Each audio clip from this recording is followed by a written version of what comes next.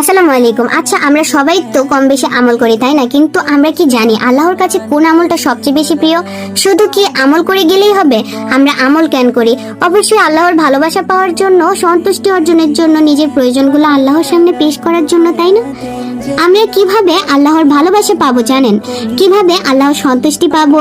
কোন আমল আল্লাহর কাছে অধিক প্রিয়? সাধারণত যে আমল সবসময় করা হয় সেটাই আল্লাহর কাছে অধিক প্রিয়, হোক তা অল্প সময়ের, হোক তা পরিমাণে কম। যে আমল রেগুলার করা হয় তাই আল্লাহর কাছে বেশি প্রিয়।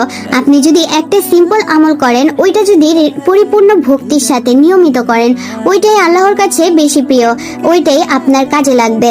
একদিন যদি আপনি তাহাজ্জুদের বিছানায় সারা রাত কাটিয়ে দেন, কিন্তু অপর দিন আর আপনার কোনো খোঁজ খবরই পাওয়া যায় না, লাভ নাই।